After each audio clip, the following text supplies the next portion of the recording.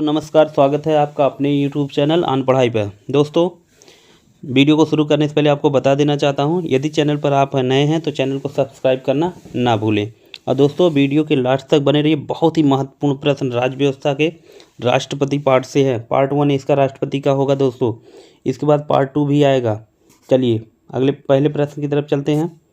पहला प्रश्न है, संविधान के निम्नलिखित अनुच्छेद में से किस एक के अंतर्गत संघ की कार्यपालिका शक्तियां राष्ट्रपति में निहित हैं? अनुच्छेद 51, 52, 53, 54। बताइए इसका सही उत्तर क्या हो जाएगा? तो इसका सही उत्तर हो जाएगा अनुच्छेद नंबर 53, यानी कि ऑप्शन नंबर सी क्या हो जाएगा? एकदम सही हो जाएगा। चलिए अगले प्रश्न की तरफ चलते हैं। अगला प्रश्न है दोस्तों, भारतीय संविधान भारत के राष्ट्रपति को अधिकार नहीं देता है। बताइए कौन सा अधिकार नहीं देता है? प्रधानमंत्री की नियुक्ति का, राज्य के मुख्यमंत्री की नियुक्ति का, रक्षा बलों का सर्वोच्च कमांडर होने का, देश के किसी भाग में आपातकालीन स्थिति लागू करने का। दोस्तों आपको पता है राज्य के मुख्यमंत्री की नियुक्ति राज्य के राज्यपाल करते हैं, यानी कि ऑप्शन नंबर बी क्या हो जाएगा? एकदम सही हो जाएगा। चलिए अगले प्रश्न की तरफ चलते हैं। अगला प्रश्न है दोस्तों, भारत के राष्ट्रपति की शक्तियों के बारे में निम्नांकित में से कौन सा एक सही नहीं है? बताइए कौन सही नहीं है इसका दोस्तों सही उत्तर बताइए। तो इसका है, राष्ट्रपति को सर्वोच्च न्यायालय के परामर्श को स्वीकार करना चाहिए। दोस्तों यही पहला क्या है? गलत है, यानी यही क्या हो जाएगा? एकदम सही हो जाएगा। ये क्या है? राष्ट्रपति की शक्तियों के बारे में यह कथन क्या है? एकदम गलत है। चलिए अगले प्रश्न की तरफ चलिए। अगला प्रश्न है, आपातकाल में किसी राज्य विधानसभा की अवधि बढ़ाई जा सकती है किसके द्वारा? बताइए दोस्तों, राष्ट्रपति द्वारा, राज्य के राज्यपाल द्वारा, संसद द्वारा या राज्य विधान मंडल द्वारा? तो इसका सही उत्तर हो जाएगा दोस्तों ऑप्शन नंबर सी। किसके द्वारा? संसद द्वारा। दोस्तों इसको ध्यान रखिएगा, किसके द्वारा? संसद द्वारा। चलिए अगले प्रश्न की तरफ चलते हैं। अगला प्रश्न दोस्तों, राष्ट्रपति के निर्वाचन में राज्य का मुख्यमंत्री मतदान करने के लिए पात्र नहीं होता है यदि वह क्या हो? वह स्वयं प्रत्याशी हो, उसे राज्य विधानमंडल के निचले सदन में अपना बहुमत सिद्ध करना शेष हो, राज्य विधानमंडल में उच्चतम धन का सदस्य हो, वह राज्य विधानमंडल में निम्न सदन का सदस्य हो। बताइए दोस्तों इसका सही उत्तर क्या हो जाएगा? तो इसका सही उत्तर हो जाएगा दोस्तों ऑप्शन नंबर सी, राज्य विधानमंडल में उच्चतर धन का क्या हो? उच्चतम सदन है दोस्तों। क्या है ये? सदन, ठीक है ना, सदन का सदस्य है। तो क्या कर सकता है? वो मतदान के लिए पात्र नहीं होगा। चलिए अगले प्रश्न के लिए चलते हैं। अगला प्रश्न है, भारत में राष्ट्रपति के चुनाव के लिए चुनाव मंडल के सदस्य होते हैं। 4 विकल्प है दोस्तों, लोकसभा के चुने हुए सदस्य, राज्यसभा के चुने हुए सदस्य, राज्य विधानसभा के चुनावी सदस्य, राज्य विधान परिषद के चुने हुए सदस्य। तो बताइए दोस्तों कौन कौन इसमें विकल्प सही है? ए और बी दोनों सही है, या ए और सी सही है, ए बी सी सही है, ए सी व डी? ए डी दोस्तों क्या है? ए डी है, ठीक है ना। बताइए इसका सही उत्तर बताइए क्या हो जाएगा? तो इसका सही उत्तर हो जाएगा दोस्तों ऑप्शन नंबर ए, जो है डी, यानी कि द। ये क्या हो जाएगा? एकदम ए, सी और डी। ये भी सही है, ये भी सही है और ये भी सही है। चलिए अगले प्रश्न की तरफ चलते हैं। अगला प्रश्न है दोस्तों आपके सामने, राष्ट्रपति और उपराष्ट्रपति की अनुपस्थिति में कौन राष्ट्रपति का कार्यभार ग्रहण करेगा? बहुत ही आसान सा सवाल है दोस्तों। तो इसका सही उत्तर हो जाएगा सर्वोच्च न्यायालय का मुख्य न्यायाधीश। क्या हो जाएगा? सर्वोच्च न्यायालय का मुख्य न्यायाधीश। यदि राष्ट्रपति और उपराष्ट्रपति दोनों अनुपस्थित है तो इसका कार्यभार कौन संभालेगा राष्ट्रपति का? तो सर्वोच्च न्यायालय का मुख्य न्यायाधीश। चलिए अगले प्रश्न की तरफ चलते हैं। अगला प्रश्न है दोस्तों आपके सामने कि भारतीय राष्ट्रपति के विषय में निम्नलिखित कथनों पर विचार कीजिए। पहला कथन क्या है दोस्तों? उसे भारत का जन्म से नागरिक होना चाहिए, उसे 35 वर्ष की आयु पूरी कर लेनी चाहिए, उसे संसद का सदस्य निर्वाचित होने की योग्यता है। इनमें से बताइए 3 कथनों में से कौन कौन से कथन सही हैं और कौन कौन से कथन गलत हैं। तो दोस्तों आपको बता दे रहे हैं, उसको क्या करना चाहिए? 35 वर्ष की आयु पूरी कर लेना चाहिए, यानी कि 2 सही है और 1 और 3 क्या गलत है? तो ऑप्शन नंबर बी क्या हो जाएगा? एकदम सही हो जाएगा। चलिए अगले प्रश्न की तरफ चलते हैं दोस्तों। अगला प्रश्न हमारा है कि अगर भारत के राष्ट्रपति के चुनाव में कोई विवाद है तो उस विवाद को सौंपा जा सकता है। बताइए राष्ट्रपति के चुनाव में यदि कोई विवाद आ जा रहा है तो विवाद कहाँ सौंपा जाएगा? भारत के महाधिवक्ता को, संसद को, भारत के सर्वोच्च न्यायालय को, या इनमें से कोई नहीं? इसका उत्तर बताइए दोस्तों क्या हो जाएगा? भारत के सर्वोच्च न्यायालय, यानी कि ऑप्शन नंबर सी क्या हो जाएगा, एकदम सही हो जाएगा। अगले प्रश्न की तरफ चलते हैं। बहुत ही आसान सा प्रश्न दोस्तों, यदि वीडियो अच्छी लग रही हो तो वीडियो को लाइक और कमेंट करना ना भूलें। अगला प्रश्न दोस्तों, राष्ट्रपति के उम्मीदवार के लिए क्या आवश्यक नहीं है, बताइए। आयु 35 वर्ष, ये आवश्यक दोस्तों। सांसद चुने जाने की योग्यता रखते, ये भी सही है। देश का नागरिक ही होगा तभी राष्ट्रपति चुनाव लड़ सकता है दोस्तों, लेकिन पढ़ा लिखा हो यह आवश्यक नहीं है। चलिए दोस्तों अगले प्रश्न की तरफ चलते हैं।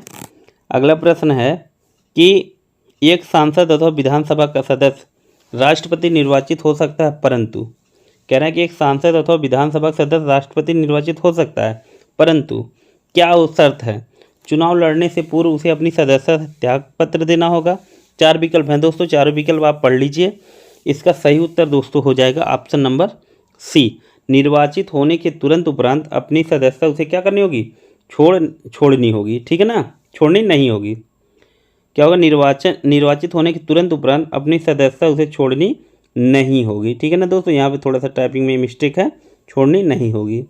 चलिए अगले प्रश्न की तरफ चलते हैं। अगला प्रश्न है, भारत के राष्ट्रपति चुने जाते हैं किसके द्वारा, बताइए। भारत के राष्ट्रपति दोस्तों किसके द्वारा चुने जाते हैं, तो दोस्तों इसका सही उत्तर क्या हो जाएगा, राज्यसभा, लोकसभा और राज्य विधानसभाओं के निर्वाचित सदस्यों द्वारा राष्ट्रपति क्या होता है, चुने जाते हैं, ठीक है ना दोस्तों। चलिए अगले प्रश्न की तरफ चलते हैं दोस्तों।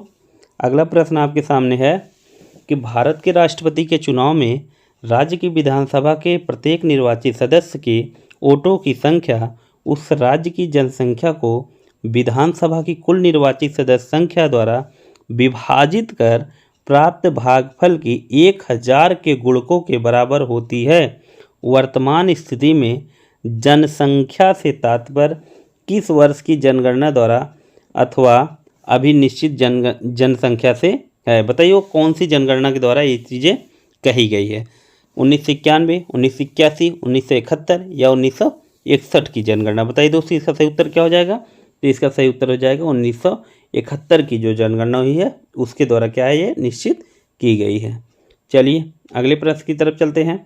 अगला प्रश्न है, यदि भारत के राष्ट्रपति का पद रिक्त हो जाए और उपराष्ट्रपति भी ना हो तो बताइए दोस्तों, अभी तो इसके बारे में चर्चा की गई थी, इसका सही उत्तर क्या हो जाएगा दोस्तों, इसका सही उत्तर हो जाएगा ऑप्शन नंबर डी। 2 बार टाइपिंग कर दी गई है दोस्तों, तो इसका सही उत्तर क्या हो जाएगा, ऑप्शन नंबर डी।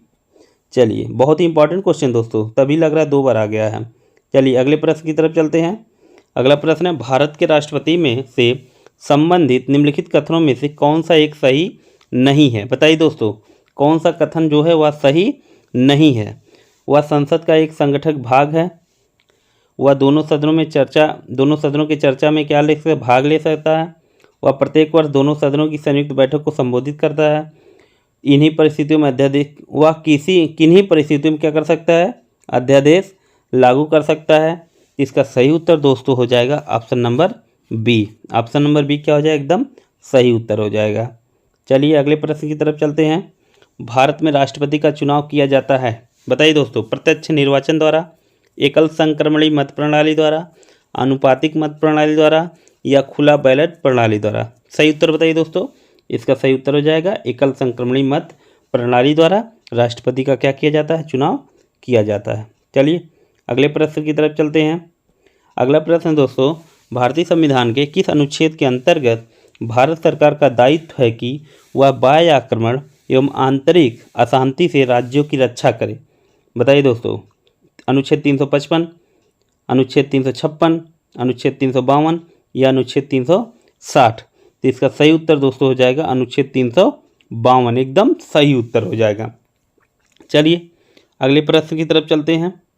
अगला प्रश्न है दोस्तों, आपातकाल की कह रहे हैं कि आपातकाल की घोषणा को स्वीकृत हेतु संसद के समक्ष रखा जाना आवश्यक है कितने दिन के अंदर दोस्तों, 1 माह के अंदर, 2 माह के अंदर, 6 माह के अंदर या 1 वर्ष के अंदर। सही उत्तर बताइए दोस्तों, इसका क्या हो जाएगा, इसका सही उत्तर हो जाएगा दोस्तों 1 माह के अंदर। कितने दिन के अंदर, 1 माह के अंदर।